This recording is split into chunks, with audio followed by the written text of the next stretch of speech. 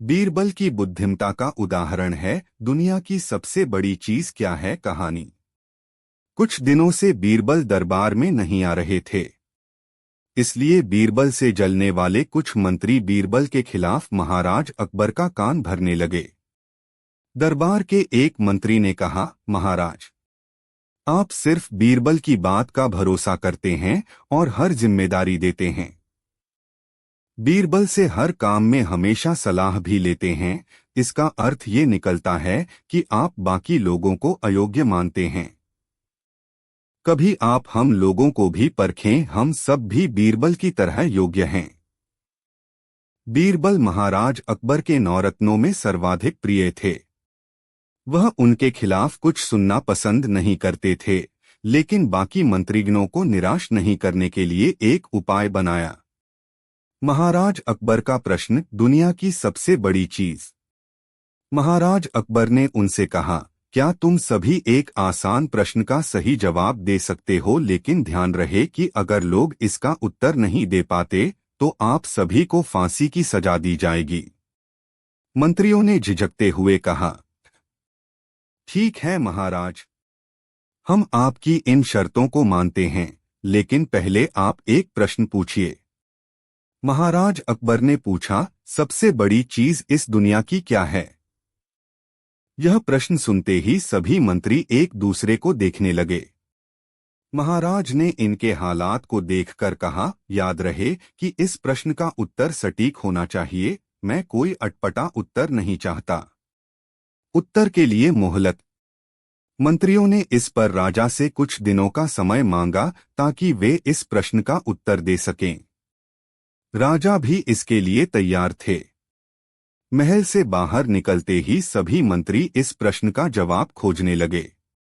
जब एक व्यक्ति ने कहा कि भगवान है, तो दूसरा व्यक्ति ने कहा कि भूख है।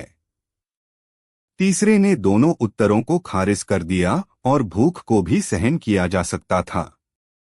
राजा के प्रश्न का कोई भी उत्तर इनमें से कोई नहीं है। मोहलत के दिन धीरे धीरे बीतते गए। फिर भी राजा के पूछे गए प्रश्न का कोई उत्तर नहीं मिला तो सभी मंत्री अपनी जान की चिंता करने लगे। समय सीमा समाप्त होने वाली थी और उन्हें अपनी जान बचाने का कोई दूसरा विकल्प नहीं सूझ रहा था। बीरबल से अन्य मंत्रियों का मिलना। वे सभी बीरबल से मिलने उनके घर गए और सारी बात सही सही उन्हें बताया। बीरबल इस बात से पहले से ही परिचित थे। बीरबल ने कहा, मैं तुम्हारी जान बचा सकता हूँ, लेकिन तुम्हें वही करना होगा जैसा मैं कहूँ। सभी सहमत हो गए। अगले दिन बीरबल ने पालकी की व्यवस्था की। उन्होंने दो मंत्रियों को पालकी उठाने का काम दिया, तीसरे को हुक्का देकर और चौथे को अपना जूता देकर स्वयं पालकी में बैठ गए। फिर सभी को राजा के महल की ओर चलने के लिए कहा। बीरबल का दरबार में जाना। पालकी में बैठे बीरबल को देखकर दरबार में मौजूद लोग हैरान थे, क्योंकि बीरबल से जलने वाले मंत्री बीरबल की सेवा में लगे थे। इस हैरान कर देने वाले दृश्य को देखकर महाराज अकबर भी हतप्रभ थे। बीरबल ने महाराज अकबर को आश्चर्यचकित करते हुए कहा, महाराज, दुनिया में सबसे बड़ी चीज गरज है। ये सब मेरी पालकी को उठाकर यहाँ तक लाने के लिए अपनी गरज से आए हैं। यह सुनकर महाराज मुस्कुरा उठे और सभी मंत्री सिर झुकाए खड़े रहे। कहानी की सीख। इस कहानी से हमें यह सीख मिलती है कि किसी की योग्यता से कभी नहीं जलना चाहिए। इसके बजाय उससे सीख लेकर खुद को बेहतर बनाने की कोशिश करनी चाहिए। बिल्ली और पेड़े की कहानी अकबर बीरबल की मशहूर कहानियों में से एक है। ये कहानी एक सीख देती है कि कैसे बुद्धिमानी के बदौलत किसी भी चुनौती को जीता जा सकता है। मिलती रहेगी। मन से संदेह दूर हो गए हों तो जाकर नामांकन करवा लो, बीरबल अकबर ने मुस्कुराते हुए कहा। बादशाह की बातें सुनकर बीरबल मुस्कुराया और कहा, जैसा आपका आदेश बादशाह। और नामांकन के लिए कार्यालय की ओर चल पड़ा। स्पर्धा का आरंभ होना। सारे प्रतिभागियों के साथ बीरबल ने भी नामांकन भर दिया। सभी प्रतिभागियों को एक बिल्ली और एक गाय दी गई और 1 महीने का समय दिया गया। सभी प्रतिभागी अपनी बिल्ली को सेहतमंद बनाए रखने और बचे हुए दूध से पेड़े बनाने में जुट गए। वहीं बादशाह के जासूस भी सभी प्रतिभागियों पर नजर बनाए हुए थे। धीरे धीरे 1 महीना बीत गया और प्रतियोगिता समाप्त हुई। सभी प्रतिभागी अपनी अपनी बिल्ली और बनाए हुए पेड़ों की पोटली लेकर बादशाह के दरबार में पहुंचे। दंड का भागी कौन? सबसे पहले जासूसों ने उनके नाम की घोषणा की जिन्होंने दूसरी गायों की दूध से भी पेड़े बनाए थे। नाम की घोषणा के साथ ही उन्हें दंड मिला, परंतु उसमें बीरबल का नाम नहीं था। उसके बाद सभी प्रतिभागियों के पेड़ों की पोटली खोली गई और सभी की बिल्लियों की जांच हुई। जिनकी बिल्लियां भूख की वजह से सेहतमंद नहीं थी, बीमार सी थी, जांच के बाद जिनकी वो बिल्लियां थीं उन प्रतिभागियों को सजा हुई। जिनके जिनके पेड़ों में मिलावट थी उनको भी सजा हुई। फिर अंत में 25 से 30 लोग बचे, जिनमें से एक बीरबल था। सभा में बैठे बीरबल को नापसंद करने वालों ने कहा, अरे बीरबल, बेईमानी नहीं कर पाए, इस बार तो बादशाह ने अच्छी तरकीब लगाई। विजेता कौन? केवल 25 से 30 लोगों की बिल्लियां सेहतमंद थी और उनके पेड़े उत्कृष्ट गुणवत्ता के थे। जांच में पता चला कि सबसे ज्यादा पेड़े बीरबल के पास है और उसकी बिल्ली भी सेहतमंद है। फिर लोगों के बीच में कानाफूसी होने लगी कि बीरबल ने कोई बेईमानी नहीं की तो फिर इसके पास इतने अधिक पेड़े कैसे हैं और इसकी बिल्ली भी सेहतमंद है। बाकी लोगों की तुलना में बीरबल के पेड़े दुगने थे और बादशाह के नियम के अनुसार गाय के दूध से पहले बिल्ली को पोषित करना था और फिर पेड़े बनाने थे। ये बात लोगों को अनहोनी सी लगने लगी। लोगों ने अनुमान लगाया कि अवश्य ही बीरबल ने दूसरे गाय के दूध से पेड़े बनाए हैं।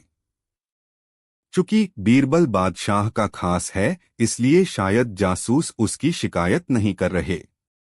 धीरे धीरे यह कानाफूसी बादशाह तक जा पहुंची। तो क्रोधित बादशाह ने कहा, बीरबल, नियम के अनुसार तो तुम ही विजेता हो, पर इन 100 सोने के सिक्कों पर तभी तुम्हारा अधिकार होगा यदि तुम सभा में सबको बता पाओ कि तुमने उतने ही दूध में बाकी लोगों से अधिक पेड़े कैसे बनाए। बीरबल की चतुराई।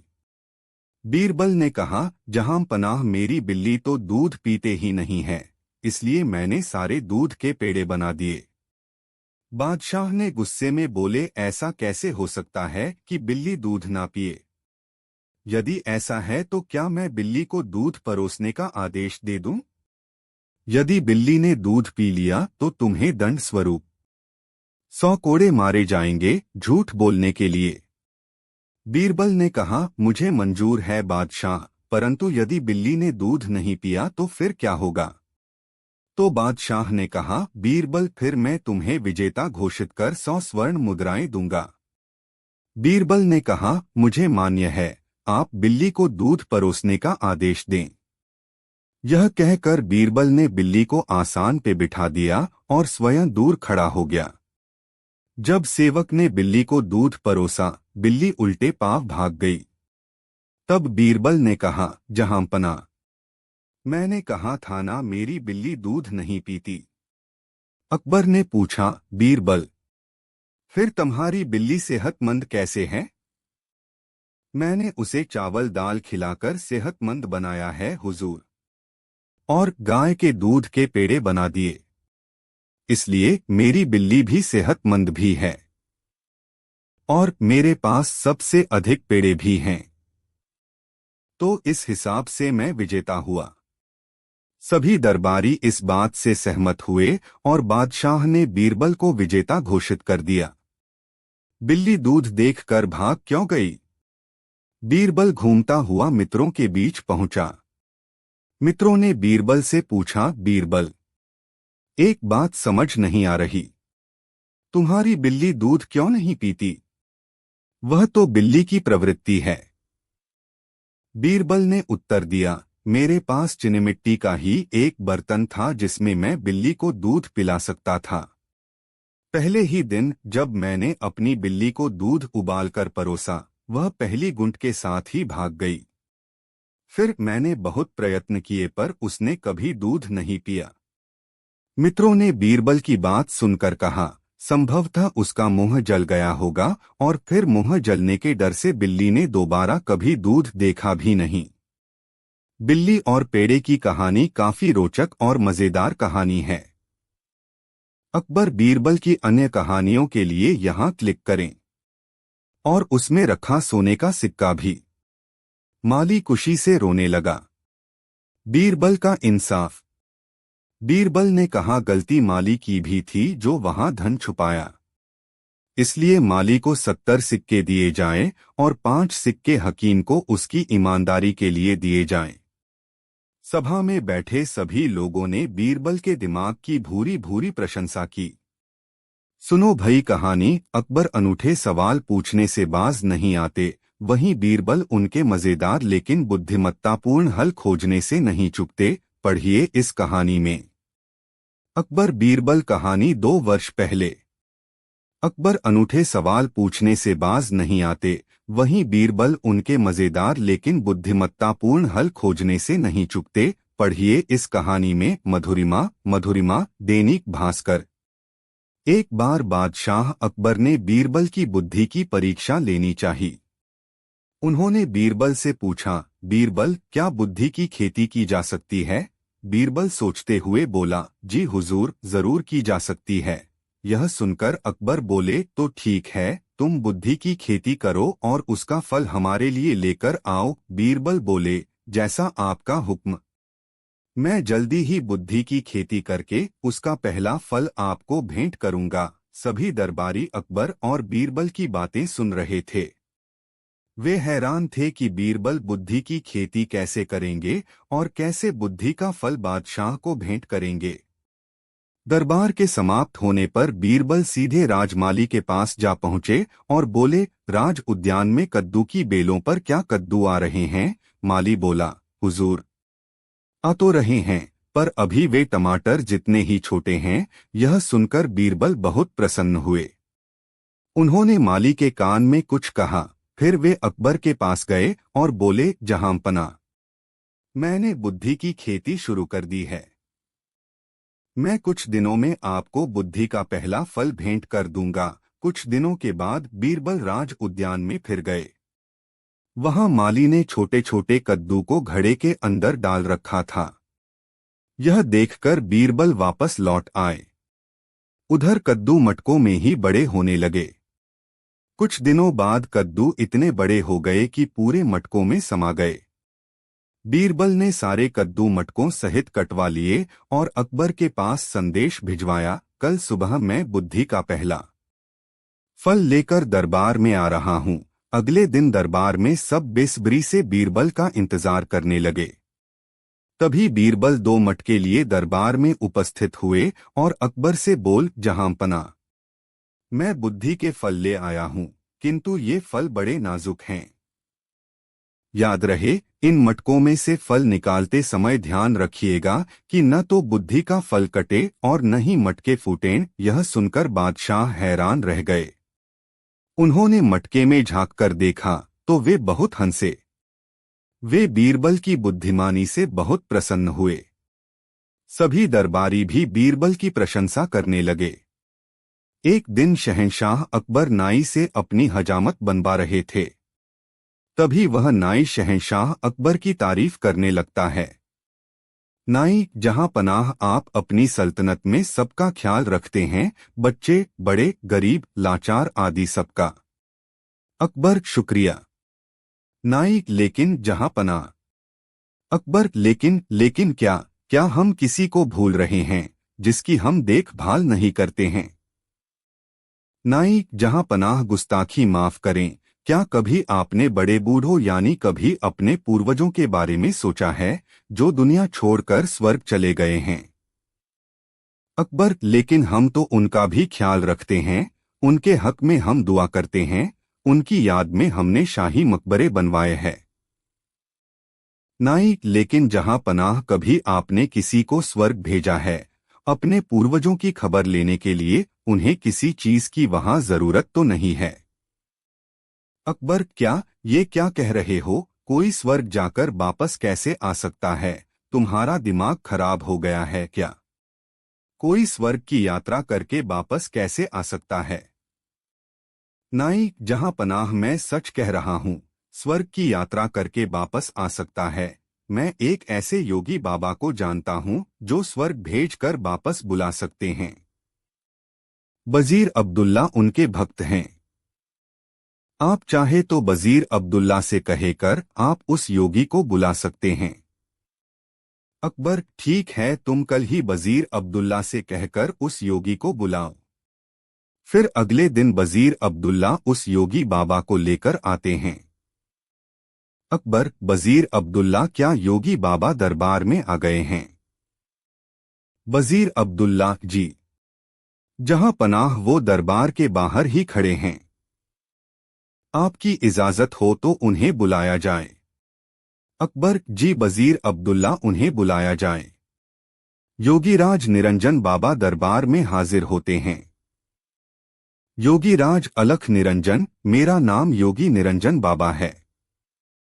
अकबर, हमने सुना है योगी जी आप किसी को भी स्वर्ग भेजकर वापस बुला सकते हैं, ये बात सच है? योगीराज, हाँ, मैं किसी को भी स्वर्ग भेजकर वापस बुला सकता हूँ। अकबर, हमें भी अपने पूर्वजों के बारे में जानकारी चाहिए। वह स्वर्ग में कैसे रह रहे हैं? उन्हें वहां किसी चीज की जरूरत तो नहीं है। योगीराज, आप किसी भरोसेमंद इंसान को स्वर्ग भेज सकते हैं जो स्वर्ग के मोह में न फंसकर वापस आ सके। वजीर अब्दुल्ला, जहां पनाह आप बीरबल को इस काम के लिए भेज दीजिए। बीरबल से ज्यादा भरोसेमंद और कौन हो सकता है? अकबर, बीरबल, क्या आप हमारे लिए स्वर्ग जाएंगे? बीरबल, जी। जहां पनाह मैं स्वर्ग जरूर जाऊंगा, लेकिन उससे पहले मैं निरंजन बाबा से कुछ पूछना चाहता हूं। योगीराज, इस यात्रा में कितना समय लगेगा? योगीराज, इस यात्रा में कम से कम 2 महीने लगेंगे अगर तुम स्वर्ग के सुख के मोह में न फंसो तो। बीरबल, योगी जी आप मुझे स्वर्ग कैसे भेजेंगे? योगीराज, मैं एक पवित्र आग जलाऊंगा, उसमें तुम्हें प्रवेश करना है। वैसे तो ये क्रिया कहीं भी हो सकती है, लेकिन हम इसे गंगा नदी के किनारे करेंगे। बीरबल, जहां पनाह मैं काफी दिनों के लिए अपने घर से दूर रहूंगा, इसलिए मैं 4-5 दिन की मोहलत मांगता हूँ। कुछ अधूरे काम निपटाने हैं। अकबर, ठीक है बीरबल। योगीराज जी आप ये काम 5 दिन बाद संपन्न करें। अब 5 दिन बाद बीरबल को जलाने के लिए ले जाया जाता है। स्वर्ग की यात्रा के लिए योगीराज विधि संपन्न करते हैं। वह एक चिता पर फूल और कुछ सामग्री डालते हैं और बीरबल के माथे पर तिलक करते हैं और चित्त हो जाने को कहते हैं। बीरबल, अलविदा। जहां पना। अकबर, हमें आपकी बहुत याद आएगी, आप जल्दी लौटने की कोशिश करना। बीरबल, जी जहां पनाह, मैं जल्दी लौट कर आऊंगा। और फिर 2 महीने गुजर जाते हैं। शहंशाह अकबर बहुत चिंतित हो जाते हैं। अकबर, हमें बीरबल की बहुत याद आ रही है। 2 महीने गुजर चुके पर बीरबल अभी तक नहीं लौटे, हमें बहुत चिंता हो रही है। योगीराज का क्या कहना है, कब तक बीरबल लौट आएंगे? वजीर अब्दुल्ला, जहां पनाह, योगी बाबा ये भी तो कह रहे थे हो सकता है बीरबल को स्वर्ग के सुख बहुत भा गए हों और वह उन्हें छोड़कर न आना चाहें। अकबर, नहीं, ऐसा कभी नहीं हो सकता है। बीरबल ऐसा कभी नहीं कर सकते हैं, उन पर हमें पूरा भरोसा है। उसी वक्त वहां पर बीरबल आते हैं। उनके लंबे लंबे बाल होते हैं, लंबी सी दाढ़ी। अकबर उन्हें देखकर बहुत खुश होते हैं। अकबर, खुशामदीद। खुशामदीद। हमें आपको देखकर बहुत खुशी हुई। और बताइए स्वर्ग में हमारे पूर्वज कैसे हैं? उन्हें किसी चीज की वहां जरूरत तो नहीं है? बीरबल, नहीं, जहां पनाह उन्हें किसी भी चीज की जरूरत नहीं। है, वे वहां बहुत खुश हैं। अकबर, लेकिन बीरबल, आपने ये बाल इतने क्यों बढ़ा लिए हैं? बीरबल, जहां पनाह मेरे ही नहीं वहां पर सभी के बाल बहुत लंबे हैं। वहां पर कोई नाई नहीं है बाल काटने के लिए, इसलिए उन सभी ने यहाँ पर जो नाई है उसे बुलाने के लिए कहा है ताकि वो वहां सबके बाल काट सके। अकबर, हाँ हाँ, क्यों नहीं, हम अभी अपने नाई को वहां भेज रहे हैं। योगीराज और वह नाई अभी यहीं पर हैं, वो इस वक्त हमारे मेहमान बनकर रह रहे हैं। हम अभी स्वर्ग भेजने की क्रिया करवाते हैं। योगीराज और उस नाई को बुलाते हैं। वो दोनों दरबार में हाजिर होते हैं। अकबर उनसे कहते हैं, अकबर, योगीराज, स्वर्ग में नाई की जरूरत है, आप जल्दी से इस नाई को स्वर्ग भेजने की क्रिया शुरू कीजिए। नाई अपने घुटनों पर गिरकर, जहां पनाह, मुझे माफ कर दीजिए, मुझसे ये सब वजीर अब्दुल्ला ने करवाया था, क्योंकि वह बीरबल की शोहरत से जलते हैं और बीरबल को अपने रास्ते से हटाना चाहते थे, और ये बाबा भी पाखंडी है। पता नहीं बीरबल उस आग से कैसे बच गए, लेकिन मैं नहीं बचूंगा, मुझे माफ कर दीजिए। अकबर, क्या इतनी बड़ी साजिश बीरबल के खिलाफ? सिपाहियों, इस पाखंडी बाबा और इस नाई को ले जाओ और काल कोठरी में डाल दो। और तुम वजीर अब्दुल्ला, मुझे तुमसे ये उम्मीद नहीं थी। मैं अगर चाहूं तो तुम्हें अभी फांसी पर लटका दूं, लेकिन तुमने हमारी कई साल हिफाजत की है, इसलिए हम तुम्हें इस देश से निकाल देते हैं। सिपाहियों, इसे ले जाकर सरहद के बाहर छोड़ आओ और फिर कभी अपनी शक्ल मत दिखाना। अच्छा बीरबल, मेरे बुद्धिमान दोस्त, ये बताओ तुम्हें इस साजिश का कैसे पता लगा? बीरबल, जहां पनाह, जब मैंने योगीराज के मुंह अगम प्रवेश करने वाली बात सुनी तो मुझे लगा दाल में कुछ काला है।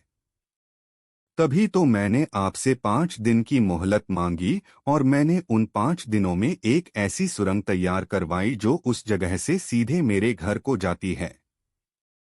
जहां पनाह, जब योगीराज ने आग जलाई तो मैं सीधे उस सुरंग पर खड़ा था जो मेरे घर को जाती है। योगीराज के आग जलाते ही मैं सुरंग का दरवाजा खोलकर अपने घर पहुंच गया। जहां पनाह, इस तरह से मैं वहां से बच निकला। और मैं चाहता था ये लोग अपना गुनाह खुद कबूल करें, इसलिए मैंने 2 महीने अपने बाल नहीं काटे, क्योंकि मैं ये भी जानता था कि इन तीनों में सबसे कमजोर कड़ी नाई है। अकबर, वाह! बीरबल, वाह! एक तुम ही हो जो ऐसा कर सकते हो। तुम्हारे जैसा कोई नहीं। मेरे शातिर दोस्त, तुम ही ऐसा कर सकते हो।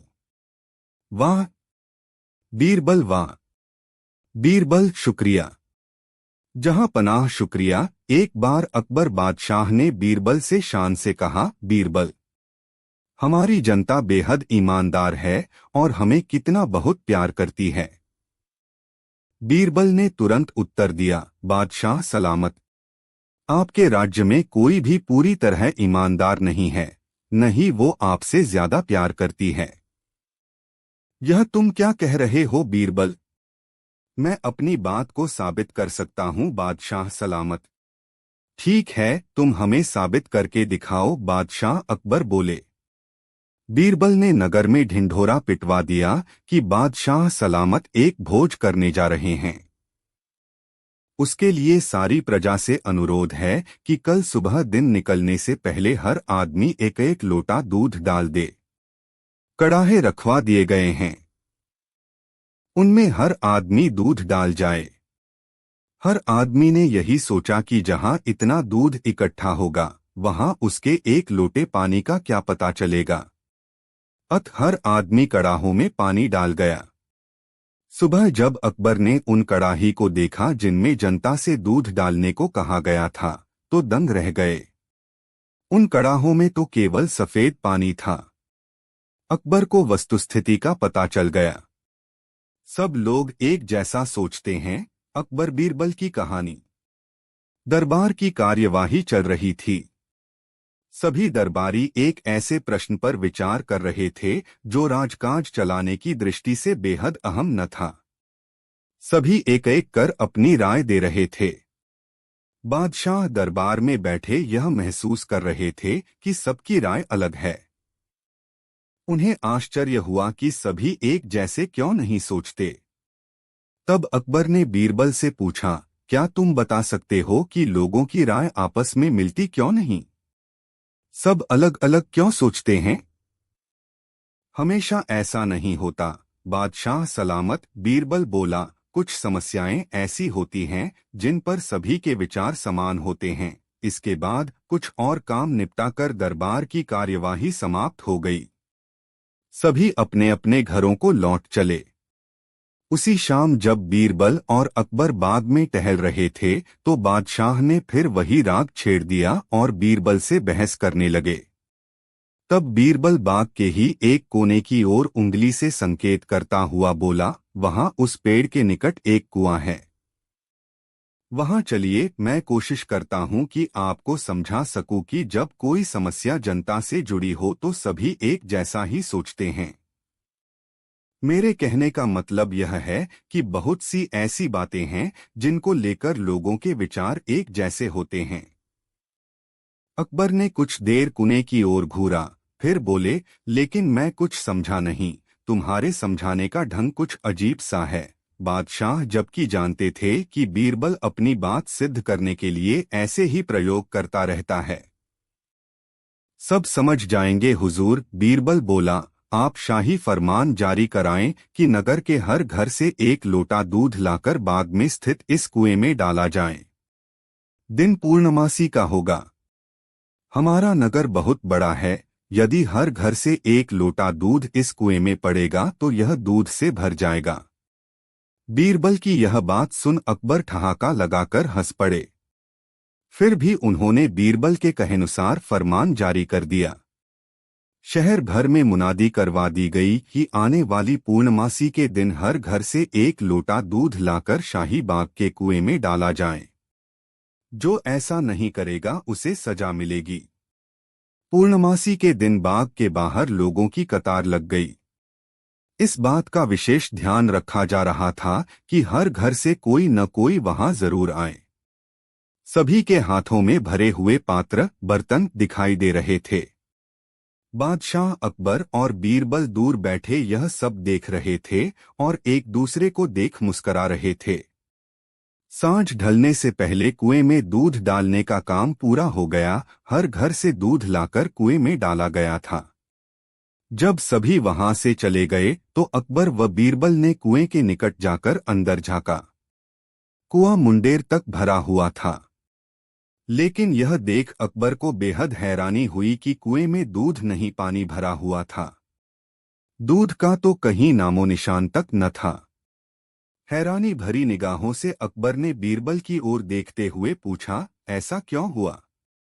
शाही फरमान तो कुएं में दूध डालने का जारी हुआ था, यह पानी कहां से आया? लोगों ने दूध क्यों नहीं डाला? बीरबल एक जोरदार ठहाका लगाता हुआ बोला, यही तो मैं सिद्ध करना चाहता था हुजूर। मैंने कहा था आपसे कि बहुत सी ऐसी बातें होती हैं जिस पर लोग एक जैसा सोचते हैं, और यह भी एक ऐसा ही मौका था।